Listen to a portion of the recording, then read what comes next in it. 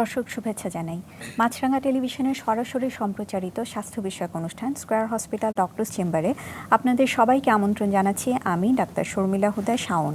আপনাদের সুস্বাস্থ্যের প্রতি লক্ষ্য রেখেই আমাদের এই আয়োজন। এই অনুষ্ঠানে আজ আমরা কোভিড-19 করোনাতে গর্ভবতী মায়েদের করণীয় সম্পর্কে আলোচনার পাশাপাশি আপনাদের সরাসরি টেলিফোন এবং SMS-এর জবাবে পরামর্শ দেওয়ার চেষ্টা করব। আমাদের টেলিফোন এবং SMS করতে অনুষ্ঠান চলাকালে ক্রলে দেখানো নম্বর এবং নিয়মগুলো লক্ষ্য করুন। এই অনুষ্ঠানটি ফেসবুকে সরাসরি দেখতে লগ ইন করুন www.facebook.com/মাছরাঙা টেলিভিশনে। দর্শক, স্কয়ার হসপিটাল ডক্টরস চেম্বার অনুষ্ঠানটি পরবর্তীতে মোবাইল ফোনে শুনতে গ্রামীণ ফোন, এয়ারটেল কিংবা বাংলা লিংক নম্বর থেকে ডায়াল করুন 16239 নম্বরে। কোভিড-19 করোনাতে গর্ভবতী মায়েদের করণীয় সম্পর্কে আলোচনা করতে এবং চিকিৎসা পরামর্শ দিতে আজ আমাদের সঙ্গে আছেন স্কয়ার হসপিটালের অবস্টেট্রিক্স অ্যান্ড গাইনোকোলজি ডিপার্টমেন্টের senior consultant doctor Khaleda Yasmin Mirza এবং professor doctor Zahidul Hasan, senior consultant microbiology and infection control, square hospital limited. স্বাগত জানাচ্ছি আপনাদের দুজনকেই আমাদের আজকের আলোচনা অনুষ্ঠানে। কেমন আছেন? ভালোই আছি, আপনি কেমন আছেন? হ্যাঁ, ভালো আছি। অনেক চিন্তার মধ্যেও আছি, তারপরও আলহামদুলিল্লাহ ভালো আছি। আমি প্রথমে ডাক্তার খালেদা ইয়াসমিন মির্জা, আমি আপনার কাছে জানতে চাইব যে আমাদের আজকের বিষয় যেটা, যে গর্ভবতী মায়েদের করণীয়, যদি করোনা হয়ে গিয়ে থাকে তাহলে এই গর্ভবতী মায়েদের উপর করোনা ভাইরাসের কি প্রভাব পড়তে পারে? জি, ধন্যবাদ এত সুন্দর প্রশ্নের জন্য। আপনি যে জিজ্ঞেস করলেন আর কি, নভেল, এটা হচ্ছে নভেল কোভিড-19। নভেল মানে কি কিন্তু কোনো মানে মহান নোবেল বিজয়ী কোনো ভাইরাল ইনফেকশন না। হ্যাঁ, এটা নভেল মানেই হচ্ছে অজানা, মানে এটা একটা নতুন একটা ভাইরাস এবং সম্পূর্ণরূপে অজানা। আমাদের কিন্তু সেরকম বেশি কিছু জানা নাই এই ভাইরাস সম্বন্ধে। যাদের এফেক্ট করেছে যেমন চীন এবং অন্যান্য দেশে, ছোটো স্টাডিতে যেটুকু পাওয়া গেছে সেটা নিয়ে RCOG এবং WHO যে রিকমেন্ডেশন দিয়েছে আমরা সেটার ভিত্তিতেই কিন্তু আজকে কথা বলবো। এখন আমরা সঠিকভাবে জানি না যে এই ভাইরাসের ইনফেকশনে প্রেগনেন্সিতে কী এফেক্ট পড়তে পারে মায়ের উপর, বাচ্চার উপর, সেটা কিন্তু আমাদের খুব সঠিকভাবে জানা নেই। আমি আজকে যেটা বলছি সেটা কিন্তু কালকে চেঞ্জ হয়ে যেতে পারে। হ্যাঁ, কিন্তু আপাতত দৃষ্টিতে এটা একটা ভাইরাল ইনফেকশন। যে কোনো ভাইরাল ইনফেকশনে মায়ের যে কমপ্লিকেশন হতে পারে এটাতেও হতে পারে আর কি। হ্যাঁ, একই রকম কমপ্লিকেশন, যেমন ভাইরাল ইনফেকশনে জ্বর হবে, হাই ফিভারে মায়ের হাই টেম্পারেচারে বাচ্চার যে কোনো সময় IUD হতে পারে, প্রিটার্ম ডেলিভারি হতে পারে, হ্যাঁ, আবার IUG এর গ্রোথ রিটার্ডেশন হতে পারে, এগুলি হতে পারে আর কি। কিন্তু এখন আমরা সঠিকভাবে জানি না যে কি হতে পারে। আরেকটা জিনিস যেটা মারা খুবই চিন্তিত, যে বাচ্চার উপর কি প্রভাব পড়বে। এখন আমরা কিন্তু খুব ভালো জানি না যে বাচ্চার উপর কি প্রভাব পড়বে, সেটাও না, কারো অ্যাবর্শন হয়ে যাবে কিনা, কনজেনিটাল অ্যাবনর্মালিটি হবে কি না, এগুলি সম্বন্ধে আমাদের এখন যদি বলেন কোনোই ধারণা নাই। তবে যতটুকু মানে যাদের হয়েছে তাদের নিয়ে যেটা বোঝা গেছে যে বাচ্চার উপর সেরকম কোনো এফেক্ট নাই। হ্যাঁ, মানে কোনো বাচ্চা, অনেকগুলি যাদের হয়েছে তাদের মধ্যে কিছু কিছু বাচ্চারা কোভিড পজিটিভ এসেছে, কিন্তু বেশিরভাগ ক্ষেত্রে কিন্তু নেগেটিভ বাচ্চা। মানে বাচ্চার যে মায়ের করোনা হলে যে বাচ্চা পজিটিভ হবে এটাও কিন্তু ঠিক না, কিন্তু কারো আবার পাওয়া গেছে কোভিড, এবং কারো দেখা যাচ্ছে 2-3 দিন পরে এটা পজিটিভ এসছে। সুতরাং এটা কি মায়ের থেকে বাচ্চা যাচ্ছে অথবা কন্ট্যাক্টের মাধ্যমে, হ্যাঁ, এটা আসলে আরো অনেক বেশি স্টাডি দরকার আমাদের। 2 দিন আগেও কিন্তু আমি জানতাম যে এটাতে মানে ভার্টিক্যাল ট্রান্সমিশন হয় না, মানে মায়ের থেকে বাচ্চা যাওয়ার কোনো সম্ভাবনাই নাই। এতদিন কিন্তু আমরা এটাই রিকমেন্ডেশন এটাই ছিল। গতকাল আমি যেটা রিকমেন্ডেশন দেখলাম সেখানে কিন্তু বলেছে একটা বাচ্চার কিন্তু ডেলিভারির পরে পজিটিভ পাওয়া গেছে, মানে IgM ব্লাডে পাওয়া গেছে, তার মানে বাচ্চা ইনফেক্টেড। হ্যাঁ, সুতরাং এখন এই মুহূর্তে আমরা বলতে পারছি না যে বাচ্চার মধ্যে যাবে না অথবা বাচ্চার ইনফেকশন হবে না, বাচ্চার কি ক্ষতি হবে অথবা কি হবে, সেটা কিন্তু এখনো ভালোভাবে আমাদেরও জানা নাই আর কি। আচ্ছা, সুতরাং এই সম্বন্ধে আমরা যেটা বলছি, তবে ভয়ের মতো তেমন কিছু, মানে যাদের হচ্ছে তাদের মধ্যে যে প্রেগনেন্ট পেশেন্টদের কমপ্লিকেশন বেশি হচ্ছে তা কিন্তু না, প্রেগনেন্ট পেশেন্ট বেশি মারা যাচ্ছে, প্রেগনেন্সিতে নিউমোনিয়া বেশি হচ্ছে সেটা কিন্তু না, অন্যদের যা হচ্ছে প্রেগনেন্সিতে ঠিক সেরকমই হচ্ছে, কমপ্লিকেশন বেশি হচ্ছে না, অথবা বাচ্চা যে খুব বেশি এফেক্টেড হচ্ছে, যাদের হচ্ছে তাদের বাচ্চা মারা যাচ্ছে অথবা বাচ্চা কোনো সমস্যা হচ্ছে, বাচ্চার নিউমোনিয়া হচ্ছে, এরকমই কিন্তু শোনা যাচ্ছে না। হ্যাঁ, সুতরাং বলবো মাদের অত ভয় পাওয়ারও কিছু নাই, তবে সাবধানতা তো অবশ্যই অবলম্বন করতে হবে। নিশ্চয়ই, এবং আমরা এটা নিয়ে আজকে আরও অনেক আলোচনা করব। আমি স্যার আপনার কাছে জানতে চাইবো যে এই যে উনি বলছেন যে ভয়ের কিছু নাই, এখন কিন্তু এই যে এই ভাইরাসটা নিয়ে যদিও আমরা বলছি ভয়ের কিছু নাই, তারপরও ভয়ের অনেকেই ভয় পাচ্ছেন। যদিও একই ভাইরাস দিয়ে আমাদের সর্দি কাশি হয়, আমরা সার্সের কথা শুনেছি, আমরা মার্স সম্পর্কে জানি, কিন্তু এই ভাইরাসটা নিয়ে সবাই এত চিন্তিত কেন? আসলে এটা ঠিকই, এই প্রশ্নটা তো সবারই এটাই করছে। যদি আপনি খেয়াল করে দেখেন এখনো পর্যন্ত এই যেটা এখন চলছে, যেটা কোভিড-19, এটার মৃত্যু হার অ্যারাউন্ড 5, মানে প্রতি 100 জনে গড়ে 5 জন মারা যায়। এখনো দেখেন আজকেও প্রায় 10 লাখের মতো আক্রান্ত হয়েছে, তার মধ্যে 50,000+, তাতে ওই 5%ই আসে। এবং সেগুলো যাদের পরে হয়তো বলবো যাদের বয়স বেশি বা যাদের অন্যান্য কমপ্লিকেশন আছে, সেই হিসেবে এর থেকে অনেক অনেক অসুখ আছে যেগুলোর মৃত্যু হার কিন্তু অনেক বেশি। যেমন ধরেন সার্স যেটা ছিল 2003 সালে, ওখানে কিন্তু মৃত্যু হার ছিল প্রায় 10 ভাগ, শতকরা 100 জনের 10 জন। আর মার্স যেটা সৌদি আরবে হয়েছে, উট থেকে এসেছিল, ওখানে মৃত্যু হার সাংঘাতিক বেশি, 34%। কিন্তু এটা মাত্র, এটা 5%।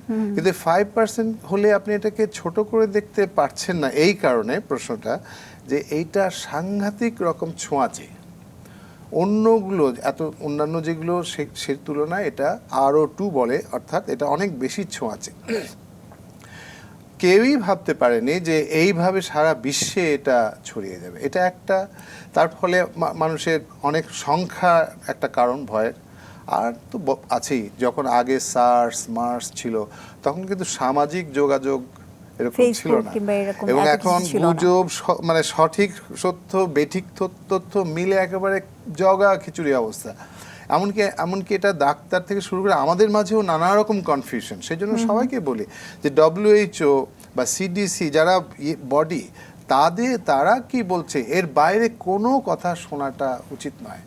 এবং মানুষজনের কিন্তু একদম সঠিকভাবে ওই জিজ্ঞাসা করে, এই যে জিরে খেলে ভালো হয়, কেউ বলছে গরম পানি খেলে ভালো হয়, কেউ বলছে তেঁতুল খেলে ভালো হয়, কেউ বলে ভিটামিন সি, এগুলো কোনোটাই পরীক্ষা করে দেখার মতো সময় কিন্তু এখনো পাওয়া যায়নি। হয়তো 1-2 বছর পরে জানা যাবে যে আসলে কোনটা কি। সেজন্য মানুষ মানে যা খুশি তাই করছে। এটা না করে বরং ওই WHO কি বলছে এরকম শোনাটাই উচিত হবে। আপনি আরো বলছিলেন যে কারা কারা ঝুঁকিতে আছে, কারা ঝুঁকিতে আছে? ঝুঁকিতে আছে আপনি আর আমি যদি তুলনা করি, তো আমি ঝুঁকিতে আছি, আপনি ঝুঁকিতে নেই। আচ্ছা, তার মানে হলো 50+, যাদের বয়স বেশি, বয়স বেশি হলেই আস্তে আস্তে যন্ত্রাংশগুলো আস্তে আস্তে তো ইঞ্জিনের পার্টসের মতো আর কি, তারা আস্তে আস্তে দুর্বল হতে থাকে। সেই অনুযায়ী যাদের ডায়াবেটিস আছে, যাদের হার্টের সমস্যা আছে, লাংসের সমস্যা আছে, অথবা কিডনিতে সমস্যা আছে, তারা এক কথায় যাদের এর সঙ্গে ইমিউনিটি অর্থাৎ অসুখ প্রতিরোধের ক্ষমতা যাদের কমে গেছে, তারা আক্রান্ত হলে এটা ঠিক কোপ করতে পারে না, এটার সঙ্গে তাল মিলাতে না পেরে তাদের ফ্যাটালিটিটা বেশি। ইয়াং ছেলে মেয়ে যারা, তাদের তো খুব কম তাদের মৃত্যু হয়। তা এটাই একটা বিষয়। যেমন ভালো প্রমাণ, ইটালি বয়স্ক মানুষের সংখ্যা ওখানে বেশি, এই জন্য মৃত্যু হারটা কিন্তু বেশি। ইয়াং ছেলে পেলেদের খুব একটা বেশি কিছু অনেকটা হয় না আর কি। আচ্ছা, আমি ডাক্তার খালেদা ইয়াসমিন, আমি আপনার কাছে জানতে চাইবো, এই যে মাত্র আমরা শুনলাম যে একটা ঝুঁকিপূর্ণ এজ আছে, গর্ভবতী মায়েদেরকে কি আমরা ঝুঁকিপূর্ণ এই গ্রুপের মধ্যে ফেলছি? গর্ভবতী মায়ের অবশ্যই ঝুঁকিপূর্ণ বলতে হবে, কারণ প্রেগনেন্সি একটা ইমিউনো কম্প্রোমাইজ স্টেট আর কি। হ্যাঁ, প্রেগনেন্সি পেশেন্টদের ইমিউনিটি একটু কম থাকে, নর্মাল রোগ প্রতিরোধ ক্ষমতা। হ্যাঁ, সেই জন্য সহজেই প্রেগনেন্ট মারা এটাতে আক্রান্ত হতে পারেন। হ্যাঁ, যেমন মনে করেন আপনি একজন কারো করোনা পজিটিভ সংস্পর্শে আসলেন, হ্যাঁ, আপনার কিন্তু হবে না, কিন্তু আপনার পাশে যদি একজন প্রেগনেন্ট পেশেন্ট থাকে, একজন প্রেগনেন্ট মা থাকে, তাকে কিন্তু সেটা সহজে আক্রমণ করতে পারবে। এবং প্রেগনেন্সিতে কমপ্লিকেশনের রেটটা একটু বেশি হওয়ারই কথা, যদিও আমরা এখন পর্যন্ত পাইনি। যেমন চিকেন পক্স যদি প্রেগনেন্ট মাঝে হয়, তাতে কিন্তু নিউমোনিয়ার চান্সটা বেশি থাকে। হ্যাঁ, এবং আপনি সিম্পল জিনিস মনে করেন, একই দোকান থেকে ফুচকা আপনিও খেয়েছেন, একজন প্রেগনেন্ট পেশেন্ট করে, তার কিন্তু লুজ মোশন তার হবে, আপনার হচ্ছে না। মানে যাদের বডি ইমিউনিটি কম, ইমিউনো কম্প্রোমাইজ কন্ডিশনে যারা আছেন, তাদের ঝুঁকিটা একটু বেশি। সেই হিসাবে কিন্তু প্রেগনেন্টের ঝুঁকিটা একটু বেশি, সংক্রমণের ঝুঁকি, হ্যাঁ, কিন্তু কমপ্লিকেশনের ঝুঁকি যে খুব বেশি আমি সেটা বলবো না, কিন্তু আক্রান্ত হওয়ার সম্ভাবনা বেশি আর কি। সেজন্য প্রেগনেন্ট মাতা অবশ্যই খুবই সাবধানে থাকতে হবে এই সময়। আচ্ছা, এই যে আপনি বললেন যে খুবই সাবধানে থাকতে হবে যাতে ইনফেকশন না হয়, সেক্ষেত্রে কি করা উচিত? সবার যেরকম যে সাবধানতা অবলম্বন করা উচিত, যে ঘরের বাইরে যাবেন না, বারে বারে সাবান দিয়ে হাত ধুবেন, সোশ্যাল ডিস্টেন্স মেনটেন করা। ইভেন আমি যদি মনে করেন, আপনি যদি মনে করেন যে আপনার বাসায় কি যাকে প্রতিদিন বাইরে যেতে হচ্ছে, ইমার্জেন্সি কোনো জব করছে, ডাক্তার অথবা ব্যাংকে কাজ করছে, তারা যখন আসবে তাদের থেকেও আপনার সোশ্যাল ডিস্টেন্স মেনটেন করতে হবে, তাদের থেকেও আপনাকে দূরে থাকতে হবে। এটা আর ঘরের মধ্যে মনে করেন আপনি সবজি কাঁচা বাজারে হাত দিয়ে না ধরে একটু গ্লাভস ব্যবহার করেন, হ্যাঁ, যদি ধরেন গ্লাভসটা খুলে ফেলেন অথবা যদি ধরেই ফেলেন সঙ্গে সঙ্গে সাবান দিয়ে হাত দিয়ে ধুয়ে ফেলেন আর কি, এই ধরনের সাবধান, প্রয়োজন না হলে অবশ্যই বাইরে যাবেন না, এটা কিন্তু সবচেয়ে বেশি ইম্পর্টেন্ট আর কি। আর সোশ্যাল ডিস্টেন্সিং আর হাঁচি কাশি আসলে নর্মাল এটিকেট যেটা অন্য সবার বেলায় যেটা এখন সব জায়গায় বলা হচ্ছে টিভিতে এবং সব জায়গায় যেটা আলোচনা করা হচ্ছে একই রকম সাবধানতা অবলম্বন জি। ওটার সাথে একটু যোগ করি, মানে এমনিতেই প্রেগনেন্সির সময় ওনারাই বলে থাকেন যে এমনি সাধারণ মানুষের যে ঝুঁকি তাতে প্রেগনেন্সির সময় কিন্তু ঝুঁকিটা একটু বেশি থাকে, ওই একই ঝুঁকি করোনার জন্যও প্রযোজ্য, কারণ তার বডির হরমোন এবং ইমিউন সিস্টেমটার একটা পরিবর্তন আসে, ওইটাই উনি বললেন। আচ্ছা আচ্ছা, উনি আরেকটা কথা বলেছেন যে যেমন বাইরে থেকে যখন নাকি কোনো কিছু নিয়ে আসবে, বাজার নিয়ে আসবে, যারা গর্ভবতী মহিলা আছেন তারা একটু চেষ্টা করবেন একটু গ্লাভস পরে অথবা এটা সরাসরি হাত দিয়ে না ধরে। এখন আমি আপনার কাছে জানতে চাইবো যে আসলে এই গ্লাভস আমরা দেখছি অনেকেই গ্লাভস ব্যবহার করছেন, অনেকে অনেক কিছু করছেন, মানে এটার আসল সঠিক তথ্যটা কি? আচ্ছা আমি একটু বলি, গ্লাভসটায় ইনফেকশন ছড়ানোর সম্ভাবনা বেড়ে যায়। উনি বাড়িতে পরা এক জিনিস, কিন্তু আমরা এখন দেখছি আমার হাসপাতাল থেকে শুরু করে রাস্তাঘাটে সবাই গ্লাভস পরে থাকছেন। দেখেন আমি একটু বুঝিয়ে বলি, দেখেন দর্শকরা নিশ্চয়ই আমার কথা বুঝবেন। আমি যখন গ্লাভস পরে আছি তখন কিন্তু আমি গ্লাভস পরা হাতটা ধুচ্ছি না। আচ্ছা, এই গ্লাভস পরা অবস্থায় আমি কিন্তু যদি কোথাও করোনা ভাইরাসে আমার সংস্পর্শে এসে থাকে আমি টের পাইনি, আমি কিন্তু 100 জায়গায় আমি এটা গ্লাভস হাতে আমি লিফটের বোতাম টিপবো, আমি টেবিলে হাত দেবো, চেয়ারে হাত দেবো, যে কোনো জায়গায়, তাহলে আমি কিন্তু অনেক জায়গায় ছড়াতে ছড়াতে চলে গেলাম। আর যদি আমার গ্লাভস পরা না থাকে, আমার হাতে জীবাণু লেগে আছে, আমি তো একটু পরপর হাত ধুচ্ছি, এইটা কিন্তু মানুষ জানে যে বারবার হাত ধুতে হয়। এই জন্য গ্লাভস পরে পাবলিক প্লেসে এটা কিন্তু ভুল। এবং আমি হসপিটালেও আমাদের এরকম দেখেছি, আগে পড়তে লোককে মানা করে দিয়েছে। আর উনি যেটা বললেন এটা আরেকটা কথা, বাসায় নিজের বাড়িতে গ্লাভস পরে সেটা আমি যেটা বলছি মাছ মাংস ধোয়া ধরছেন, এই সমস্ত জিনিস ধরার আগে ওটা গ্লাভস পরতেই পারে, করলে ভালো, কিন্তু হাত ধুয়ে নিলেই আবার ওটা হয়ে গেল। মানে আমরা পাবলিক প্লেসে যাওয়ার বেলায় আমরা গ্লাভসটা একটু পরিহার করে চড়াই ভালো। কিন্তু এখন তো নানা রকম টেলিভিশনেও দেখছি যে গ্লাভস পরার কথা বলছে টলছে, এগুলো কিন্তু আমি বিজ্ঞান ভিত্তিক কথাটা বলছি। এবং আমার মনে হয় এটার যুক্তি খণ্ডন করার কোনো উপায় নেই যে আপনি গ্লাভস পরা অবস্থায় কিন্তু আপনি হাত বারবার সাবান দিয়ে হাত ধুচ্ছেন না, কিন্তু খালি হাতে যখন আছেন তখন কিন্তু আপনাকে বারবার বলা হচ্ছে আপনি আপনার হাতটা ধুচ্ছেন। এবং ধরেন আপনার মুখটা চুলকাচ্ছে, আপনার তো হাত মানে হাত দিলে হাত আছে, আপনি সাবান দিয়ে হাতটা ধুয়ে বা স্যানিটাইজার দিয়ে হাতটা ধুয়ে আপনি মুখটা চলুন। গ্লাভস পরা অবস্থায় কিন্তু আপনি সেটা করতে পারেন, আপনি হয়তো গ্লাভস পরা হাতেই, এটাই সমস্যা। এটা গ্লাভস পরে আপনি শুধু নিজের হাতকে প্রোটেক্ট করতে পারছেন আর কি, কিন্তু অন্য জায়গায় ছড়ানোর কিন্তু প্রোটেকশন হচ্ছে না। গর্ভবতী মায়েদের জন্য আসলে যেটা নিরাপদ তা হচ্ছে ঘরের মধ্যে থাকা, খুব প্রয়োজন ছাড়া বাইরে না বের হওয়া। সেই ক্ষেত্রে যদি কারো অ্যান্টিনেটাল চেক আপ থাকে উনি কি করবেন? অবশ্যই ঘরের বাইরে যাবে না প্রেগনেন্ট মারা, কিন্তু অ্যান্টিনেটাল চেক আপ বলতে আমি এখন যেটা বলছি যে অ্যান্টিনেটাল চেক আপ কিন্তু বাদ দেওয়া যাবে না, কারণ প্রথম এক সপ্তাহ কিন্তু আমাদেরও বুঝতে সময় লেগেছে। আমি প্রথমেই বলেছি এটা একটা অজানা ভাইরাস, আমরা জানি না কি করতে হবে নিজের প্রোটেকশনের জন্য, আমার পেশেন্টের প্রোটেকশনের জন্য আমাদের কি করা থাকে সেটাও কিন্তু আমাদের খুব একটা ভালো জানা ছিল না। গত এক সপ্তাহে কিন্তু আমাদের এটা বুঝতে এবং প্রোটোকল তৈরি করতে, কিভাবে পেশেন্ট দেখবো আমরা, কিভাবে পেশেন্টের সেফটি মেনটেন করবে, এগুলি ঠিক করতেই কিন্তু আমাদের গত এক সপ্তাহ সময় চলে গেছে। হ্যাঁ, এখন আমরা যেটা চিন্তা করছি, এতদিন কিন্তু যে পেশেন্ট আমাদের ফোন দিয়েছে আমরা বলে দিচ্ছি এখন আসার দরকার নেই, হসপিটালে আসবেন না, কারণ আমরা নিজেরাই ভয় পাচ্ছিলাম। কিন্তু এখন কয়দিন আপনার পেশেন্টকে অ্যান্টিনেটাল চেক আপ না বলবো আমরা? হ্যাঁ, কারণ যারা হাই রিস্ক প্রেগনেন্সি, বিশেষ করে যাদের ডায়াবেটিক্স আছে, প্রেশার আছে, যাদের 7 মাসের বেশি, যাদের 2 সপ্তাহ পর ফলো আপ করার কথা, তারা হয়তো একটু ডিলে করতে পারেন, কারণ এই কন্ডিশন কতদিন চলবে আমরা কিন্তু জানি না এখন। হ্যাঁ, সেক্ষেত্রে কিন্তু এখন আরসিইউজি যে রিকমেন্ডেশন আর কি, যে অ্যান্টিনেটাল চেক আপ বাদ দেওয়া যাবে না, কিন্তু আপনি ভিজিটটা একটু কমিয়ে দিতে পারি আমরা। সেটা প্রত্যেক পেশেন্টের কিন্তু সিচুয়েশন আলাদা। যারা হাই রিস্ক প্রেগনেন্সি, যাদের কোনো কমপ্লিকেশন আছে, তাদের কিন্তু অবশ্যই অ্যান্টিনেটাল চেক আপের জন্য আসতে হবে। এখন যদি অ্যান্টিনেটাল চেক আপে না আসে তাহলে কি হবে? আপনি পেশেন্ট খুব ভয় পাচ্ছে, প্যানিক, আমরাও ভয় পাচ্ছি। হ্যাঁ, কিন্তু যদি না আসে তখন কি হবে? এটা আফটার এফেক্ট কিন্তু এটা চলে গেলে, ওভারকাম হলে তখন আফটার এফেক্ট শুরু হবে, প্রেগনেন্সির কমপ্লিকেশন দেখা দেবে। মানে করোনায় হয়তো উনি মরলো না, প্রেগনেন্সির কমপ্লিকেশনে ওনার অথবা বাচ্চার কোনো ক্ষতি হয়ে যেতে পারে, সেটা কিন্তু আবার আমাদেরই ফেস করতে হবে। সেই জন্য আমরা এখন যেটা চিন্তা করছি এবং যেটা মানে আরসিইউজি গাইডলাইনে যেটা বলেছে, মানে অ্যান্টিনেটাল চেকআপ বাদ দেওয়া যাবে না, কিছুটা আমরা কমিয়ে দিতে পারি, সেটা ডাক্তারের পরামর্শ অনুযায়ী। আপনি যদি শেষের দিকে প্রেগনেন্সি হয়, বিশেষ করে আপনি যদি 36 উইকস প্লাস হন, তখন অবশ্যই আপনাকে হসপিটালে আসতে হবে, কারণ এই সময় আপনার হয়তো সিটিজির প্রয়োজন হতে পারে, আল্ট্রাসাউন্ডের প্রয়োজন হতে পারে। ওইটা না করলে আপনার বাচ্চার গ্রোথ হচ্ছে কিনা ঠিক মতো সেটা আমরা বুঝতে পারছি না। আপনি কি চেক না করলে বাচ্চার সাইজ কতটুকু বড় হচ্ছে কিনা, বেশি ছোট হচ্ছে কিনা, এগুলি কিন্তু আমাদের দেখার একটা বিষয় আছে। হ্যাঁ, এবং এই অ্যান্টিনেটাল চেকআপের মাধ্যমে কিন্তু আমরা আমাদের দেশে যে মাতৃমৃত্যু, শিশু মৃত্যুর হার কমানো হয়েছে, রেগুলার অ্যান্টিনেটাল চেকআপের জন্য সিস্টেমেটিক পুরো বাংলাদেশের সব জায়গায় কিন্তু একই রকমভাবে অ্যান্টিনেটাল চেকআপের পদ্ধতি আর কি। হ্যাঁ, এখন এটা যদি আবার ব্রেকআপ হয়ে যায়, তাহলে কিন্তু আবার সেই আগের অবস্থায় ফিরে যাবে, আবারও শিশু মৃত্যুর হার বেড়ে যাবে, মায়ের মৃত্যুর হার বেড়ে যাবে। সেটাও আমাদের এখনই চিন্তা করতে হবে। হ্যাঁ, আচ্ছা, সুতরাং তাহলে যারা এটা কোনো pregnant, মতেই হ্যাঁ, বাদ দেওয়া যাবে বাদ না। দেওয়া যাবে না, কিন্তু আপনি হসপিটালে আসার আগে অবশ্যই আপনার ডাক্তারের সঙ্গে কন্ট্যাক্ট করে পরামর্শ করে ফোনে আপনি কখন পরামর্শ করে। আসবেন, হ্যাঁ, কতদিন পরে আসলে আপনার কোনো অসুবিধা নাই, কোন সময়ে আসবেন।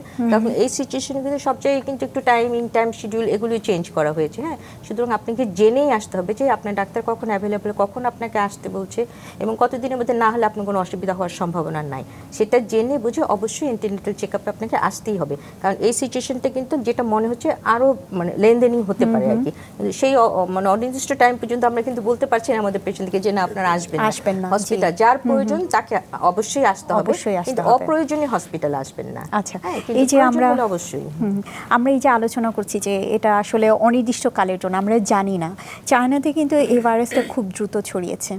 এই যে আমরা জানি না, আমি আপনার কাছে জানতে চাইবো যে বাংলাদেশের কনটেক্সটে আপনি কি মনে করেন সামনের দিনগুলো কিরকম আসবে?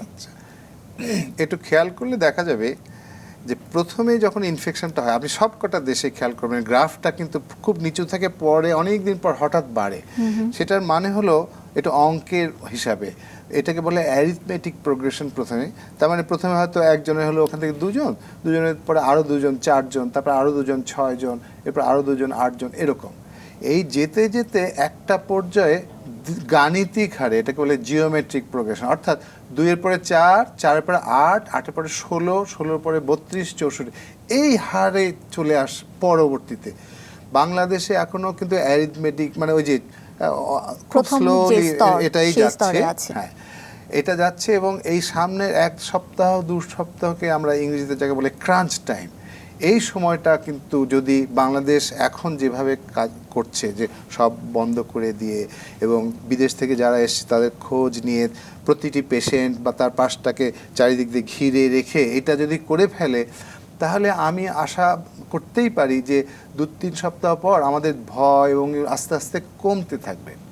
আচ্ছা, কিন্তু যদি এটা সম্ভব না হয়, যেটা অনেক দেশেই দেখা গেছে যে সম্ভব হয়ে ওঠে নাই, তখন কিন্তু ওই হঠাৎ করে একটা বড় ধরনের ওই যে হয়ে আসা অন্য সব কটা দেশেই কিন্তু এটা হয়েছে। আজকেই তো দেখছিলাম যে ভারত এবং পাকিস্তানে কিন্তু ওই যে অল্প অল্পটা থেকে হঠাৎ করে একটু বৃদ্ধির ব্যাপারটা। তা আমাদের একটা সুবিধা খুবই হচ্ছিল যে অনেক দিন আমরা পরে ওই যে প্লেনে করে আসলো, প্রথমে তো তাদেরকে হাজি ক্যাম্পে রাখা হলো, এটা একটা খুব ভালো ছিল। পরে আবার অনেক একসঙ্গে এসে গেল, তখন তাদেরকে হোম কোয়ারেন্টাইন, ওইখানে বোধহয় একটু কিছুটা ল্যাকিং বা ল্যাগস থাকতে পারে। এখন গভর্নমেন্ট তো খুব চেষ্টা করছে ওইটাগুলো সব প্রোটেকশন দেওয়া। ওটা যদি চেষ্টা করে সাকসেসফুল হয়, তাহলে কিন্তু আমরা মানে অল্পের মধ্যেই হবে। আবার আরও একটা কথা আছে, এই সেদিনও বিবিসি থেকে দেখছিলাম যে এই অঞ্চলে সাউথ ইস্ট এশিয়া দুরকম কথা, WHO বলছে এটা অনেক দিন পর্যন্ত থাকতে পারে। আচ্ছা, আবার হঠাৎ করে প্রশ্ন আসছে, আচ্ছা বাংলাদেশ বা এসব জায়গায় এত কম হচ্ছে কেন? তো কেউ জানি না আসলে এটার জেনেটিক কোনো প্রভাব আছে কিনা, অথবা হার্ড ইমিউনিটি কোনো প্রভাব, এসব মেডিকেল টার্ম অবশ্য, এগুলো কোনো প্রভাব আছে কিনা। সুতরাং এক কথায় আমরা জানি না। আমরা অবশ্যই আশা করতে পারি যে গভর্নমেন্ট যেভাবে নিচ্ছে এবং সাধারণ মানুষ যেভাবে করছে, তাতে হয়তো কমে যেতে পারে। আবার উল্টো দিকে ত্রাণ বিতরণের সময় যেভাবে মানুষজনের ভিড় হচ্ছে, এটা আবার উল্টো অনেক ভয়ের একটা উল্টো প্রতিক্রিয়া যাতে না হয়। জি, আসলে তাহলে আমাদের যারা আজকে প্রোগ্রামটা দেখছেন তাদের জন্য এই মেসেজটা খুব ইম্পর্টেন্ট যে আগামী 2 সপ্তাহ আমাদের জন্য খুবই ক্রুশিয়াল টাইম। ধরা দরকার, আমাদেরই বাড়িতে বসে থাকতে। আমি ডাক্তার বলে আমি বেরোই, কিন্তু যারা আমার বন্ধু বান্ধবরা তারা সব বাড়িতে বসে নানা রকম, এখন দেখি সাইকোলজিক্যাল একটা মানে মানসিক সমস্যা, যে আজকে আমি বেরোতে পারছি না, আমি আর ভাল লাগছে না, চলে যাব। তা আমি সবাইকে অনুরোধ করব যে এই সময়টা ক্রাঞ্চ টাইম, এই 2 সপ্তাহ আসলে সত্যি খুব নিশ্চয়ই আমাদেরকে আমি ধৈর্য আশা থাকতে করব হবে। আমাদের এই যারা আমাদের দর্শক আমাদের এই প্রোগ্রামটা দেখছেন তারা এই মেসেজটা পাবেন নিশ্চয়ই। আমি আপনার কাছে আবার একটু আসি, যদি কোনো গর্ভবতী মহিলা এই সময় এই ধরনের কোনো লক্ষণের মধ্যে পড়ে যান যে জ্বর আছে, কিংবা তার কাছে মনে হয় যে তিনি করোনা ইনফেক্টেড হয়েছেন, অথবা উনি যদি এরকম হয় যে এই যে যেমন স্যার বললেন যে বাইরে থেকে অনেকে এসেছে, এরকম কারো সংস্পর্শে আসেন, উনি তাৎক্ষণিকভাবে কি করবেন? তাৎক্ষণিকভাবে আমি বলবো যে খুব একটা ভয় পাওয়ার কিছু না, কিন্তু আপনি বাসায় থাকবেন আর কি। 7 দিন আপনাকে বাসায় থাকতে হবে, বাসা থেকে বের হবেন না। আপনার কোনো যদি আপনি অ্যাফেক্টেড হন 7 দিনের মধ্যে কিন্তু সিমটম দেখা যাবে। অনেকে আবার সিমটম হয় না, নাও হতে পারে, কিন্তু যদি আপনার সিমটম হয় তখন আপনি অবশ্যই ডাক্তারের সঙ্গে পরামর্শ করবেন। আর যদি সিমটম না হয় বাসায় থাকা, আইসোলেশনে থাকা, হ্যাঁ। আর যদি আপনার হসপিটালের মধ্যে যেতে হয় আর কি এই অবস্থায়, তখন অবশ্যই আপনি আপনার ডাক্তারের সঙ্গে পরামর্শ করবেন এবং তাকে জানাবেন ব্যাপারটা যে আপনি এক্সপোজড হয়েছেন অথবা এরকম একটা ঘটনা আছে, আপনি কি করবেন। আপনার ডাক্তার আপনাকে বলে দিবে আপনি কোথায় যাবেন, কি করবেন ইমার্জেন্সি পিরিয়ডে, হ্যাঁ। তবে আপনাকে বাসায় থাকতে হবে অবশ্যই, এবং আচ্ছা। বাসায় অন্য সদস্যদের থেকেও কিন্তু একটু দূরে থাকতে হবে। আচ্ছা, আর যদি এই ধরনের এই যে সিমটম, যেমন মনে করেন কোনো গর্ভবতী মহিলা তার হঠাৎ কাশি দেখা দিল, সেক্ষেত্রে কি তার করোনা টেস্ট করতে হবে? না, অবশ্যই না। কাশি হলেই, সর্দি হলে যে করোনা টেস্ট হয় এটা কিন্তু এখন না, এটা এখন কিন্তু আমাদের মধ্যে অনেকের একটা ভুল ধারণা চেঞ্জের আছে। সময় কিন্তু সর্দি কাশি আমাদের দেশে সবারই হয় আর কি, মোটামুটি কম বেশি সবার হয়। সুতরাং সর্দি কাশি হলেই যে করোনা এটা মনে করার কিছু নেই। কিন্তু ওনার যদি কোনো এক্সপোজারের হিস্ট্রি থাকে, মানে কেউ বিদেশ থেকে এসছেন অথবা কারো করোনা পজিটিভ, তার সংস্পর্শে গিয়েছেন, হ্যাঁ, তার যদি সর্দি কাশি হয় তাহলে কিন্তু এটা নোটিস করতে হবে আপনার হেলথ, যারা আপনার যে ডাক্তার তাকে জানাতে হবে। এবং উনি আপনার সঙ্গে কথা বলে যদি মনে অনেকে হয়তো আগে থেকে অ্যাজমা আছে, একটু ডাস্ট, একটু গরমে হয়ে যায়, হ্যাঁ, আপনার ডাক্তার কিন্তু আপনার সম্বন্ধে আইডিয়া আছে, হ্যাঁ, সেক্ষেত্রে আপনি আপনার ডাক্তারের পরামর্শ অনুযায়ী, যদি উনি মনে করে যে না আপনার করোনা টেস্ট করার প্রয়োজন, সেক্ষেত্রে অবশ্যই আপনাকে করোনা টেস্ট করে নিতে হবে আর কি, হ্যাঁ। কিন্তু সর্দি কাশি হলেই করোনা মনে করার কিছু নাই। আমি আচ্ছা স্যার, আপনি এই ব্যাপারে কিছু একটু যোগ করা যায়, জি। ঠিকই একদম উনি যেটা বলেছেন একদম ঠিক। শুধু এটা যে করোনা এখন তো আস্তে আস্তে বোঝা যাচ্ছে যে কি ধরেন এই করোনা ভাইরাস তো ঠান্ডা লাগা ভাইরাস, তো আমাদের তো সারা বছরে যে সর্দি কাশি লাগে ওটাও তো করোনা ভাইরাস, অনেক রাইনো ভাইরাস, করোনা ভাইরাস। এইটা একটা আপনার ঠান্ডা লেগেছে, আপনি বুঝতে পারছেন না ইনফ্লুয়েঞ্জা না ঠান্ডা লাগা না করোনা ভাইরাস বা এইটা কিনা। 4-5 দিন পর যদি শ্বাসকষ্ট শুরু হয়, ওইটাকেই মানে ডিটারমিনেন্ট হিসেবে ধরা দরকার, যে আমার এতদিন তো সর্দি লেগেছিল অমুক তমুক সব ঠিক আছে, ড্রাই কফ বলে অনেক রকম, তো সবারই থাকতে পারে, কিন্তু যেই শ্বাসকষ্ট শুরু হবে তখনই কিন্তু ডক্টরের কাছে নক করা দরকার। এবং তারপরে আমাদের যে স্বাস্থ্য যে বিষয়গুলো আছে, মানে ডিজি হেলথ, তারপরে আইডিসিআর, ওখানে যে নাম্বারগুলো আছে ওখানে ফোন করে বলতে হবে যে আমার এই হচ্ছে। অন্যরাই তখন ডিসাইড করবেন, ওনারা নিজেরাই হয়তো আসবেন, এসে স্যাম্পল কালেক্ট করে নিয়ে যাবেন। আচ্ছা, আমাদের সাথে একজন দর্শক আছেন, আমরা ফোনটা নিই। হ্যালো দর্শক, আসসালামু আলাইকুম। ওয়ালাইকুম আসসালাম। হ্যালো। আসসালামু আলাইকুম। জি, ওয়ালাইকুম আসসালাম। ম্যাডাম, আমি একটা গার্মেন্টস সেক্টরে চাকরি করি। তো আমার এখানে ওয়ার্কার প্রায় 1000-1200 হবে। তো এখানে আমাদের যেটা সিস্টেম হলো সাবান দিয়ে হাত ধোয়া, যখন অফিসে উঠি সাবান দিয়ে হাত দিয়ে উঠি। বাট ভিতরে গিয়ে ওয়ার্কারদের সঙ্গে এই যে ডিস্টেন্স মেনটেন্সটা হয়তো অনেক সময় হয় না। এখন আমাদের তো ওই আসলে করোনার কতটুকু আছে কিনা আমরা জানি না, আমাদের এরকম কোনো মেশিন নাই যে এটা পরিমাপ করার মতো। এই অবস্থা ফ্যামিলিতে আবার চলে আসি, হয়তো ফ্যামিলিতে ঢোকার আগে সাবান দিয়ে হাত দিয়ে ঢুকি, বা আপনাদের যেটা নিয়ম কানুন যেভাবে আপনারা মিডিয়াতে বলতেছেন ওইভাবে মেনটেন করি। এখন আমার করণীয় কি, মানে গার্মেন্টে কি এই অবস্থায় কি আমার চাকরি করতে পারবো নাকি হোম কোয়ারেন্টাইনে থাকতে হবে? আচ্ছা জি, দর্শক আপনাকে ফোন দেবার জন্য ধন্যবাদ। জি, আমি উত্তর দেব? হ্যাঁ জি। আচ্ছা। দর্শক, আপনি খুবই ভ্যালিড একটা প্রশ্ন করেছেন। অবশ্যই এখানে সবচেয়ে বড় কথা যে যদি আপনাকে থাকতে হয় অফিসে বা আপনাকে ফ্যাক্টরিতে থাকতেই হচ্ছে, এরকম যদি হয় তাহলে একটু খোঁজ রাখতে হবে কারো হাঁচি কাশি হচ্ছে কিনা। যা আপনার কিন্তু ওই যে মাস্ক, আপনার ভলেন্টিয়ার্স রেডি রাখতে হবে। যদি কারোর হাঁচি কাশি হওয়ার সঙ্গে সঙ্গে তাকে মাস্কটা পরিয়ে দিতে হবে। আর সন্দেহ যদি থাকে যে তার হতে পারে, সঙ্গে সঙ্গে তাকে বলতে হবে তোমাকে ছুটি দিচ্ছি আমি, আপনার যে নিয়ম টিয়ম আছে ধরেন বেতন সহ হলেও তাকে বাড়িতে পাঠিয়ে দিতে হবে, যাতে আপনার পরিবেশে যারা আছেন তারা একজন আরেকজনকে ইনফেক্টেড করতে না পারে। এইটা বোঝার তো আর অত বোঝা যাবে না, কিন্তু যারই হাঁচি কাশি হবে তাকেই মাস্ক পরাবেন এবং তাকে ছুটিতে বাড়ি পাঠিয়ে দেবেন, এটা একটা বড় বিষয়।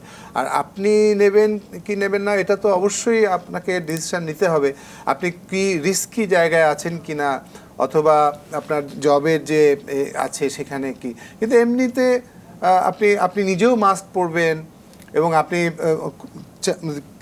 4 হাত দূরত্ব বলা হয় আজকাল, আগে বলতো 2 হাত দূরত্ব, এখন 4 হাত, ঠিক আছে, একটু দূরত্ব বজায় রেখে আপনি সাবধানে থাকবেন, এটুকুই বলতে পারি। আর হাত তো ধোবেনই। আরেকটা জিনিস বলতে চাইবে যে ওনার যদি বয়স বেশি হয়ে থাকে, ওনার যদি ডায়াবেটিক্স থাকে, কিডনি প্রবলেম থাকে, অথবা হার্টের কোনো অসুবিধা থাকে, তবে এই সিচুয়েশনে অনেক ভিড়ের মধ্যে কিন্তু ওনার না যাওয়াই মনে হয় ভালো হবে আর কি। হ্যাঁ, কিন্তু আপনি যদি কোনো হাই রিস্ক ফ্যাক্টর থেকে থাকে আর কি। আচ্ছা, যে আমরা এই যে আমাদের আলোচনা চলছে, আমরা কিন্তু বারবারই কয়েকটা কথা বলছি, যেমন হাঁচি, কাশি, জ্বর, এছাড়া আর কি লক্ষণ থাকতে পারে করোনার জন্য, আমি আপনার কাছে জানতে চাই। আচ্ছা, মানে প্রথম কথা বলা হয় যে 88 to 90% জ্বর হয়। আচ্ছা, আরেকটা হলো ড্রাই কফ, মানে আমরা যে সর্দি কাশি যেটা বলি, যে সর্দি কাশি হলে আমরা ঠান্ডা লাগলে কি হ্যাঁচো, নাক দিয়ে পানি যাচ্ছে, চোখ দিয়ে পানি আসছে এবং রুমাল ব্যবহার করতে হচ্ছে, ওই যে ঠান্ডা লাগা যেটা, ওইটা কিন্তু আসলে যেটা কোভিড-19 করোনার জন্য এটা টিপিক্যাল সিম্পটম। এছাড়া আজকাল ক্রমশ দেখা যাচ্ছে ডায়রিয়ার ব্যাপারটাও আছে। প্রথম দিকে এটাকে আমরা মানে কেউই ওয়ার্ল্ড বডিজ চায় না বা গুরুত্ব দেয়নি, পরে দেখা যাচ্ছে না, এটা যে শুধু রেসপিরেটরি এটা দিয়ে ছড়ায় তা না, এটা গ্যাস্ট্রোইন্টেস্টাইনাল মানে আমাদের খাদ্য না, এখানেও সমস্যা হতে পারে। এবং দেখা যাচ্ছে স্টুল, মল, এখানেও কিন্তু জীবাণুটা আসছে।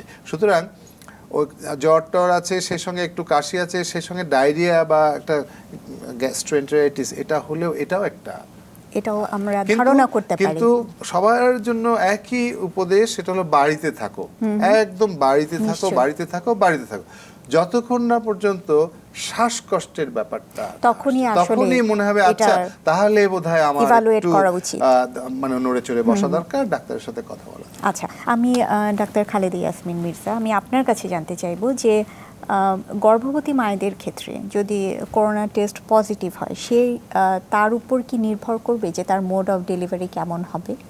এটা কিসের উপর নির্ভর করবে? টেস্ট পজিটিভের উপর মোড অফ ডেলিভারির কোনো এফেক্ট নাই, কিন্তু এখন সমস্যা হলো কারো যদি টেস্ট পজিটিভ হয় সে কোথায় যাবে? হ্যাঁ, পেশেন্টটা কিন্তু এটা নিয়ে চিন্তিত যে আমার করোনা টেস্ট পজিটিভ, আমার লেবার পেন উঠে গেছে, এখন আমি কোথায় যাব, কার কাছে যাব? আমি বলবো যে আপনি যে ডাক্তারকে দেখান সেই ডাক্তারের সঙ্গে যোগাযোগ করেন, উনি কিন্তু আপনাকে বলে দিবে আপনি কোথায় যাবেন, কোন জায়গায় গেলে আপনার ভালো ট্রিটমেন্ট পাবেন এবং কোনো অসুবিধা হবে না, 1 নম্বর। 2 নম্বর, এই করোনা পজিটিভের ক্ষেত্রে কিন্তু সব জায়গায় ভর্তি করা হবে না আর কি, এটা গভর্নমেন্ট রুল, এটা কোনো কর্তৃপক্ষ কিন্তু কোনো হসপিটালে কিন্তু নিজস্ব কোনো নেই, গভর্নমেন্ট আমাদের যেভাবে ইনস্ট্রাকশন দিয়েছেন আমরা কিন্তু সেভাবেই চলছি আর কি। হ্যাঁ, কারো যদি করোনা টেস্ট পজিটিভ জানা থাকে তাকে অবশ্যই তার নিজের ডাক্তারের কাছে যোগাযোগ করতে হবে, উনি এখন আসলেই প্রয়োজন আছে কিনা হসপিটালে আসার, যদি প্রয়োজন থাকে কোথায় যাবেন, অনেক সময় হয়তো ফলস পেনও হয়, হালকা ব্যথা হচ্ছে, ফলস পেন, লেবার পেন, সেক্ষেত্রে ওনার কিন্তু হসপিটালে আসার প্রয়োজন নেই। আর যদি মনে হয় যে না ওনার পানি ভেঙে গেছে, ব্যথা হচ্ছে, ব্লিডিং হবে, লেবারে চলে গেছেন, সেক্ষেত্রে ওনাকে হসপিটালে এবং গভর্নমেন্ট অ্যাপ্রুভ যে হসপিটাল আছে সেখানেই কিন্তু ওনাকে যেতে হবে ডেলিভারির জন্য। এই যে আপনি বললেন যে গভর্নমেন্ট অ্যাপ্রুভ যে হসপিটাল সেখানেই যেতে হবে, আমাদের মধ্যে কিন্তু আমরা ফেসবুকে দেখছি অনেক সময় এবং অনেকেই কমপ্লেন করছে যে ডাক্তাররা রুগী দেখছেন না, এই ব্যাপারে আপনার মতামত কি? আসলে কি ডাক্তাররা রুগী দেখছেন না, নাকি ডাক্তাররা রুগী দেখছেন? আসলে এই যে যেই কয়েকটা জায়গা, যেই 6টা হাসপাতাল আমি যতটুকু জানি, আমি যদি ভুল না বলে থাকি, প্রথমে 2টো ছিল, এখন 6টা হাসপাতাল, 6টা হাসপাতালে যে করোনা রোগীদের রেফার করে দেওয়ার কথা হচ্ছে, তা ডাক্তার আসলে সেটা করছেন চিকিৎসকরা, সেটা কিন্তু গভর্নমেন্ট রুল অনুযায়ী, নির্দেশ অনুযায়ী, আমরা মানে এটা সরকারি নির্দেশনা কিন্তু নিজস্বইতে না, গভর্নমেন্টের রুল অনুযায়ী করা হচ্ছে। এখন কেন করছে এটা কিন্তু আমাদের ইয়ের জন্য না, পেশেন্টকে কষ্ট দেওয়ার জন্য, এটা কিন্তু পেশেন্টের স্বার্থের জন্যই করা হচ্ছে। মনে করেন সব হসপিটালে যদি করোনা পেশেন্ট ভর্তি করা হতো, প্রথম দিকে যারা বলছে কিছু ইনসিডেন্সের জন্য যে পেশেন্ট আসছে ভর্তি করা হয়নি, এখন মনে করেন একটা করোনা পজিটিভ পেশেন্ট একটা হসপিটালে ভর্তি হয়ে গেছে, সেটা কি হচ্ছে, সেই হসপিটাল কিন্তু লকডাউন, এখন এক সপ্তাহের মধ্যে কিন্তু ঢাকা শহরে সব হসপিটাল লকডাউন হয়ে যেত, তাহলে নর্মাল পেশেন্ট যাদের অন্য অসুবিধা আছে তারা তো কোথাও ভর্তি হতে পারতো না এতদিনে। হ্যাঁ, এই গভর্নমেন্ট পলিসি ফলো করাতে কিন্তু এখন নির্দিষ্ট কিছু হসপিটালেই শুধু যাচ্ছে এই করোনা পেশেন্ট, বাকি হসপিটালগুলি সেফ আছে, অন্য পেশেন্টরা এখানে আসতে পারছে। এটা কিন্তু মানে মানুষের স্বার্থেই গভর্নমেন্ট রুল এবং মানুষের স্বার্থেই ডাক্তাররা যেটা করছে সেটা কিন্তু তাদের উপকারের জন্যই করা হচ্ছে। এখন কিছু কিছু পেশেন্টের একটা দুটো ক্ষেত্রে কিছু ইনসিডেন্ট হচ্ছে, এটা কিন্তু স্বাভাবিক। 10টা পেশেন্টের ভালোর জন্য একটা পেশেন্টের যদি একটি অসুবিধা হতেই পারে, কিন্তু সেটাও ওভারকাম করার চেষ্টা করা হচ্ছে। কারণ প্রথমে ছিল মাত্র 2টা হসপিটাল, কুর্মিটোলা আর কুমিটো, যার জন্য পেশেন্টের অসুবিধা হচ্ছিল বেশি। এখন কিন্তু অনেকগুলি গভর্নমেন্ট কিন্তু অনেকগুলি হসপিটালকে সিলেক্ট করেছে এবং পরবর্তীতে যখন নাম্বার বাড়তে থাকবে পেশেন্টে, তখন আস্তে আস্তে কিন্তু আরও নাম্বার বাড়ানো হবে এবং প্রতিটা হসপিটাল কিন্তু এখন রেডি পেশেন্ট নেওয়ার জন্য। হ্যাঁ, যে কোনো সময় গভর্নমেন্ট যে কোনো হসপিটালকে বলবে আপনি করোনা পেশেন্ট ভর্তি করেন, অথবা প্রত্যেক হসপিটাল একটা করোনা কর্নার করেন, সব হসপিটালে মোটামুটি এখন রেডি, প্রিপেয়ার্ড। এক সপ্তাহের মধ্যে কিন্তু আমরা সবাই রেডি হয়ে গেছি সব কিছু ট্যাকেল করার জন্য আর কি। সুতরাং এখন পর্যন্ত যে নির্দেশ আছে সেই নির্দেশ অনুযায়ী আমাদের চলতে হবে আর কি। হ্যাঁ, কোথায় ভর্তি হবে এটা গভর্নমেন্ট যখন যে রুল করবে, কালকে যদি বলে স্কয়ার হসপিটালে করোনা পজিটিভ পেশেন্ট ভর্তি করা যাবে, অবশ্যই আমরা ভর্তি করব। হ্যাঁ, আমাদের তো কোনো অসুবিধা নেই, ওই অ্যারেঞ্জমেন্ট সবই করা হচ্ছে। আচ্ছা, এটাই আসলে এটা একটা ইনফরমেশন যেটা বলছিলাম, আমি যেটা মাঝখান দিয়ে বললাম না যে মোড অফ ডেলিভারি, মানে করোনা পজিটিভ হলেই তার সিজারিয়ান সেকশন করতে হবে এমন কিন্তু কোনো কথা নেই। হ্যাঁ, পেশেন্টের যদি সব কিছু নর্মাল থাকে, উনি যদি নর্মালে লেবারে চলে যান, ওনার যদি সেরকম কোনো সিমটম, কোনো কমপ্লিকেটেড কেস না, উনি সামান্য সর্দি কাশি জ্বর অথবা একটু হাঁচি আছে, সে কিন্তু নর্মাল ডেলিভারি করতে কোনো অসুবিধা নেই যদি তার অন্য কোনো মানে ইন্ডিকেশন না থাকে সিজারের আর কি। কিন্তু অনেক সময় দেখা যায় যে যেমন চিনি বেশিরভাগ ক্ষেত্রে যাদের সিজার হয়েছে আর কি, তাদের কিন্তু নিউমোনিয়া অথবা রেসপিরেটরি ডিস্ট্রেস, পেশেন্টের মা খারাপ হয়ে যাচ্ছে, হ্যাঁ, ইন্ডিকেশন। সেই ক্ষেত্রে তাড়াতাড়ি ডেলিভারি করে মাকে যে প্রপার ট্রিটমেন্ট দিতে হবে সেই ট্রিটমেন্ট দেওয়ার জন্য তাকে আর্জেন্ট সিজারিয়ান সেকশন করে বাচ্চা বের করে তারপরে মায়ের প্রপার ট্রিটমেন্ট হচ্ছে আর কি। সেটা অন্য জিনিস। মায়ের যদি কন্ডিশন খারাপ থাকে সেই ক্ষেত্রে আপনার সিজার। আচ্ছা, তার মানে নরমাল ডেলিভারি হবে না সিজারিয়ান সেকশন, সেটা শুধুমাত্র পেশেন্টের কন্ডিশনের উপর। এটা করোনার জন্য আসলে এটা কোনো কিছু এটা ঠিক করা হবে না। অথবা নরমাল ডেলিভারি করলে বাচ্চা বেশি এফেক্টেড হবে, সিজার করলে বাচ্চা কোনো কিছু হবে না, এটা কিন্তু কোনোটাই ঠিক না আর কি। নর্মাল ডেলিভারিতে যা হতে পারে, নর্মাল ডেলিভারির পরেও দেখা গেছে বাচ্চা নেগেটিভ এসছে যে কয়টা, যদিও শর্ট, আমি প্রথমেই বলেছি খুবই শর্ট ট্রায়াল, যেগুলি 30-40টা পেশেন্টের উপর যে ট্রায়াল, অথবা কেউ 10টা কেউ 7টা পেশেন্টের উপর। হ্যাঁ, যাদের নর্মাল ডেলিভারি হয়েছে তাদের কিন্তু বেবি নেগেটিভ করোনা। সুতরাং নর্মাল হলে পজিটিভ হবে, কন্ট্যাক্ট হবে, এটা কিন্তু ঠিক না। আবার সিজার হলে নেগেটিভ হয়, সিজারের বাচ্চা কিন্তু করোনা পজিটিভ হয়েছে। হ্যাঁ, সুতরাং এটার জন্য মোড অফ ডেলিভারি কোনোভাবেই এফেক্টেড হবে না। আচ্ছা, আমি আপনার কাছে জানতে চাইবো যে করোনার টেস্টের জন্য গর্ভবতী মায়েদের কি আলাদাভাবে কোনো কিছু করার প্রয়োজন আছে? অ্যাবসলিউটলি নো, মানে কোনো কিছু না, একই ব্যাপার। কিন্তু টেস্ট সম্পর্কে বরং একটু অনেকের ভুল, মানে অনেক রকম ধারণা আছে, সেটা একটু বলি। এই টেস্টটা একমাত্র এখনো পর্যন্ত দেখার যেটা, সেটা হলো ওই করোনা একটা আরএনএ ভাইরাস, তো ওই আরএনএটা মলিকুলার মেথডে, পিসিআর বলা হয়, মলিকুলার মেথডেই এই টেস্টটা করা। এটা যথেষ্ট বিজ্ঞান ভিত্তিক এবং যথেষ্ট লেবার এবং ওরিয়েন্টেড, মানে যথেষ্ট মানে স্কিলড লোক লাগে, ভালো সফিস্টিকেটেড ইনস্ট্রুমেন্ট লাগে, তারপরে ওই রিয়েজেন্ট যেটা প্রাইমার এগুলো লাগে। এইগুলো স্বল্পতার কারণেই কিন্তু একটু সমালোচনা যে হচ্ছে গভর্নমেন্ট, যে এটা ওটা, গভর্নমেন্টের ওইভাবে দোষ দিয়ে লাভ নেই, এগুলো পাওয়া যায় না। প্রথম কথা, অনেকদিন পর তৈরি হলো তারপরে এসছে। এটা এমন না যে স্ট্রিপে একটা টেস্ট দেখলাম এটা ওটা এভাবে, বা বায়োকেমিক্যাল যে কোনো জায়গায়, এটা নয়। সেই জন্য, এবং যাকে তাকে গভর্নমেন্ট কিন্তু এখনো দেয়ও নি যে মানে এটা তুমি করো, বা অন্য প্রাইভেট না, এটা দেওয়া হয়নি। আর কিছু ওই যে অ্যান্টিবডি ডেভেলপ করে, মানে অসুখটা হলে তার 7 দিন পর, 5 দিন পর, 10 দিন পর তার শরীরে যে অ্যান্টিবডি বলে একটা প্রোটিন, এটা ডেভেলপ করে। ওই টেস্টগুলো অনেক ট্রায়ালে আছে, যেমন এই যে গণস্বাস্থ্য বা আরও বিদেশে অনেক আছে। ওইগুলো কিন্তু এখনো পর্যন্ত দেওয়া হয়নি, পারমিশন দেওয়া হয়নি। অনেকগুলো কারণ আছে, এগুলোর টেস্টগুলো দেখতে হয় সেন্সিটিভিটি স্পেসিফিক, মানে ফলস পজিটিভ হয় কিনা, ফলস নেগেটিভ টেস্ট আসে কিনা, এগুলো দেখে টেকে তারপরে এগুলো পারমিশন দেওয়া হয়। সুতরাং এখনো পর্যন্ত শুধু একটাই আছে, পেশেন্টের ন্যাজোফ্যারেঞ্জিয়াল সোয়াব বলে, রেসপিরেটরি ট্র্যাক থেকে ওটা একটা সোয়াব নিয়ে, এটা ওই পিসিআর বা আরটিপিসিআর বলে, অর্থাৎ মলিকুলার একটা ডায়াগনোস্টিক। এটা যথেষ্ট ইনস্ট্রুমেন্ট এবং সফিস্টিকেটেড লাগে। এখন গভর্নমেন্ট চেষ্টা করে কয়েকটা, শুধু এতদিন ঢাকায় ছিল, এখন আরও কয়েকটা জায়গায় এগুলো ছড়িয়ে দেওয়া হচ্ছে এবং 2-4 দিনের মধ্যে হয়তো তাদের স্কিলটা ডেভেলপ করে ফেলে মেশিনগুলো ঠিক হয়ে যাবে হয়তো। আর এখন অলরেডি শুরু হয়ে গেছে, আর 7 দিনের মধ্যে আমি আশা করি যে পেরিফেরিতেও এই টেস্টগুলো হবে আর কি। পাওয়া যাবে, করা যাবে। আচ্ছা, আপনি এখানে আমাদের আলোচনা অনুষ্ঠানের আগে আমরা কথা প্রসঙ্গে বলছিলাম যে পিপিইটা কাদের জন্য আসলে বেশি জরুরি, আপনি কি একটু আমাদের দর্শকদের জন্য বলবেন? এই আরেক বিষয়, পিপিই বলে মানুষ পাগল হয়ে গেছে। পিপিই মানে পার্সোনাল প্রোটেক্টিভ ইকুইপমেন্ট। এটা গ্লাভসও একটা পিপি, মাস্ক একটা পিপি, টুপি একটা পিপি, জুতো একটা পিপি। স্যান্ডেল পরে হসপিটালে কিন্তু কাজ করা যায় না ওটিতে, কারণ যদি রক্ত মানে একটা ধারালো ছুরি পায়ের উপর পড়ে, ওর জুতোটাও একটা পিপি। আর ঠিক তেমনি গাউন একটা পিপি। আচ্ছা, এখন এই গাউনটা যদি পায়জামা এবং জামা দুটো একসঙ্গে করে একটা টুপির মতো একসঙ্গে করে যদি যেটা করা হচ্ছে, যেটা অ্যাস্ট্রোনটের ড্রেসের মতো লাগছে, ওইটা নিয়ে সারা মানুষের মধ্যে একটা ভীষণ, ডাক্তার সবার মধ্যে একটা চাঞ্চল্য মনে হয়। যে কারণ হচ্ছে টিভিতে দেখা যাচ্ছে যে চায়না বা কোথাও ওই রকম ড্রেস পরে সে রাস্তায় স্প্রে করছে, এইটা করছে, তখন ধারণা হচ্ছে যে এইটাই বোধহয় দরকার। কিন্তু আপনি খুলে দেখেন WHO শুধু একটা মানে ওয়াটার রেজিস্ট্যান্ট একটা গাউন আর সার্জিক্যাল মাস্ক, এইটাই যথেষ্ট। তবে আরেকটা আছে N95 মাস্ক, এটা নিয়ে অনেক কথা। একটা করোনায় আক্রান্ত রোগী বা সাসপেক্টেড, তাকে দেখতে গেলে ডক্টরদের যেটা দরকার, গ্লাভস থাকবে, ফুল হাতা গাউন থাকবে, আর একটা ওই যে আকাশি রঙের একরকম মাস্ক, যেটা সার্জিক্যাল মাস্ক বলে, যেটা মেডিকেলে ক্লিনিক্যাল মাস্ক, ওইটাই যথেষ্ট। আচ্ছা, N95 মাস্কটা লাগে শুধুমাত্র ওই করোনা রোগীকে যদি কোনো রেসপিরেটরি প্রসিডিওর করতে হয়, অর্থাৎ ধরেন সাকশন, যেখান থেকে ওই হবে তার কাছ থেকে যাতে না আসে সেটার জন্য, সেই জন্য কয়েকটা প্রসিডিওর আমরা ওগুলো নামও দিয়ে দিই। যে আমরা এটা নিয়ে একটু পরে কথা বলি। আমি আপনার কাছে জানতে চাইবো যে কোনো মা যদি এই সময়ে কারো নবজাতক বাচ্চা থাকে, শিশু থাকে, যাদেরকে উনি বুকের দুধ পান করাচ্ছেন কিংবা করাতে চান, এই ক্ষেত্রে কি করানোতে কোনো অসুবিধা হবে? কিংবা কোনো মা যদি করোনা পজিটিভ হন, সেক্ষেত্রে কি বুকের দুধ পান করানো যাবে?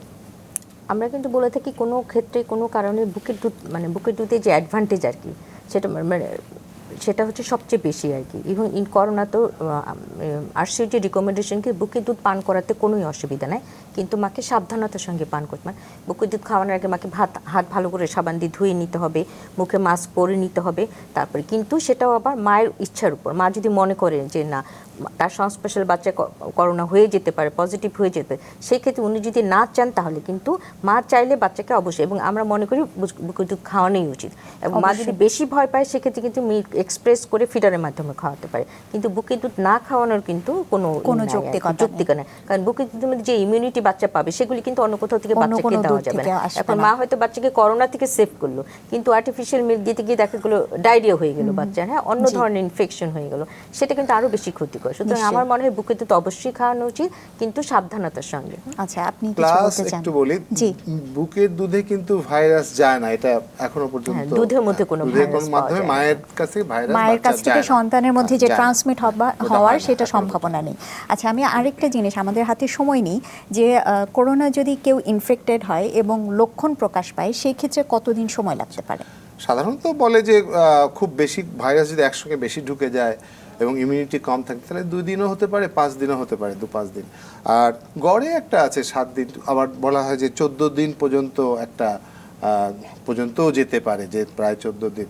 একটা আছে যে 21 দিন পর্যন্ত পরে অসুখটা ধরা পড়েছে। তো ওই পিরিয়ডটা একটু ডেঞ্জারাস, যে যতক্ষণ পর্যন্ত ওই অ্যাসিম্পটোমেটিক বলে অনেক সময়, সেখান থেকে সেই টাইমটাই আসলে বেশি গুরুত্বপূর্ণ।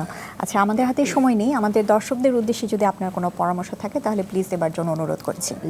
দর্শকদের উদ্দেশ্যে শুধু আমি একটা কথাই বলতে চাই, যে এই সময় অবশ্যই আপনারা ঘরের বাইরে যাবেন না, সাবান দিয়ে বারে হাত ধুবেন, যেটা বারবারই বলা হচ্ছে আর কি। এবং প্রেগনেন্ট মারা যাদের ডায়াবেটিক্স আছে, প্রেশার আছে, কোনো কমপ্লিকেশন আছে, মানে হাই রিস্ক প্রেগনেন্সি যাদের আছে তাদের অবশ্যই হসপিটালে আসতে হবে। প্রয়োজন হলেই হসপিটালে যে কোনো রকম অসুবিধা আপনাদেরকে অবশ্যই হসপিটালে আসতে হবে এবং অ্যান্টিনেটাল চেক আপ করাতে হবে। হ্যাঁ, এক্ষেত্রে আপনি যদি ভয় পান তার কিন্তু কোনো ভয়ের কিন্তু কোনো ট্রিটমেন্ট নেই আর কি। হ্যাঁ, সুতরাং হসপিটালে আসলে আপনার ইনফেকশন হবে এটা ভুল ধারণা, তবে প্রপার প্রিকশন নিয়ে আপনাকে অবশ্যই মাস্ক ক্যাপ পরে আসতে হবে। আপনার যদি বাচ্চা থেকে অবশ্যই সঙ্গে আপনি বাচ্চা নিয়ে হসপিটালে আসবেন না, এবং যে কোনো প্রয়োজনে যে কোনো ইমার্জেন্সি হলে আপনার কাছে যে নাম্বার দেওয়া আছে সেই নাম্বারে যোগাযোগ করবেন, এবং ইমার্জেন্সি হলে ইমার্জেন্সিতে আসবেন। আমরা কিন্তু ওপিডিতে প্রতিদিন সকালবেলা থাকছি। হ্যাঁ, আপনি শুধু ফোন করে অ্যাপয়েন্টমেন্টে কোন সময় আসলে আপনার সুবিধা হবে সেটা কিন্তু অ্যাপয়েন্টমেন্ট ডেস্ক থেকে আপনাকে বলে দেওয়া হবে। সুতরাং আপনার হসপিটালে আসতে কিন্তু কোনো অসুবিধা নেই। হসপিটালে আসলে ইনফেকশন হবে এটাও আপনার মনে করার কোনো কারণ নেই। আপনি যদি প্রপার প্রিকশন নেন অবশ্যই আপনি সাবধানে আসলে আপনার কোনো কিছুই হবে না, কিন্তু যদি না আসেন তাহলে কিন্তু কমপ্লিকেশন আরও বেশি হতে পারে। জি, আমি স্যার আপনার কাছে জানতে চাইবো। না, উনি বললেন যেগুলো সেগুলোই, শুধু একটু দর্শকদের উদ্দেশ্যে আরেকটা কথা না বললে পারছি না। এই যে ডক্টরদের যে চিকিৎসার জন্য যেগুলো দরকার, এই যে surgical mask, N95 mask, gloves, এইগুলো খুব কমে আসছে, এটা সংখ্যা পরিমাণ কমে আসছে। এটাও শুনছে যে রাবার প্রডিউসিং কান্ট্রি তারা ভবিষ্যতে গ্লাভস বানিয়ে দিতে পারবে কিনা। এই জন্য ওনাদেরকে দয়া করে একটু রেখেন, ওনাদের জন্য অযথা মিসইউজটা যেন না হয়, এটাই আমি শুধু বলবো। যে যেটা এমনি মাস্ক পরলে হয় তাহলে শুধু সেটাই পরুন, ডাক্তার এটা না পরুন, এই জিনিসগুলো ডাক্তারদের জন্য বরাদ্দ রেখে দেওয়া উচিত, সেটা রাখুন। তাহলে ডাক্তাররা কিন্তু সবাই আছে আপনাদের চিকিৎসা করার জন্য। আগেও বারবার প্রমাণিত হয়েছে যখন অসুবিধা আছে, এই ডেঙ্গুর সময় সমস্ত ডাক্তাররা ঝাঁপিয়ে পড়লেন। এখানে আমরা আসলে এই ব্যাপারটা আসলে সবার মাথায় রাখা উচিত। আছি, আমাদেরকে শুধু ওই সুযোগটা একটু দিবেন। জি, নিশ্চয়ই। আপনাকে এবং খালেদা ইয়াসমিন মির্জা, আপনাকে, আপনাদের দুজনকে অসংখ্য ধন্যবাদ। ধন্যবাদ আপনাকে, ধন্যবাদ মাছরাঙ্গা কর্তৃপক্ষকে। দর্শক দেখছিলেন মাছরাঙা টেলিভিশনের সরাসরি সম্প্রচারিত স্বাস্থ্য বিষয়ক অনুষ্ঠান স্কয়ার হসপিটাল ডক্টর চেম্বার। আমরা চেষ্টা করেছি কোভিড-19 করোনাতে গর্ভবতী মায়েদের করণীয় সম্পর্কে আলোচনার পাশাপাশি আপনাদের সরাসরি টেলিফোন এবং SMS এর জবাবে পরামর্শ দিতে। তবে সময় স্বল্পতার কারণে সবাইকে সহযোগিতা করতে না পারে আমরা আন্তরিকভাবে দুঃখিত। তারপরও আশা করছি অনুষ্ঠানটি নিশ্চয়ই আপনাদের কোনো না কোনোভাবে কাজে লেগেছে। সবসময় সাথে থাকতে জয়েন করুন আমাদের ফেসবুক পেজে www.facebook.com/মাছরাঙা টেলিভিশনে। এছাড়াও পরবর্তীতে অনুষ্ঠানটি দেখতে ভিজিট করুন www.youtube.com/মাছরাঙা টিভি প্রোগ্রামে। আজকের মতো বিদায় নিচ্ছি। সুস্থ থাকুন, মাছরাঙার সঙ্গেই থাকুন।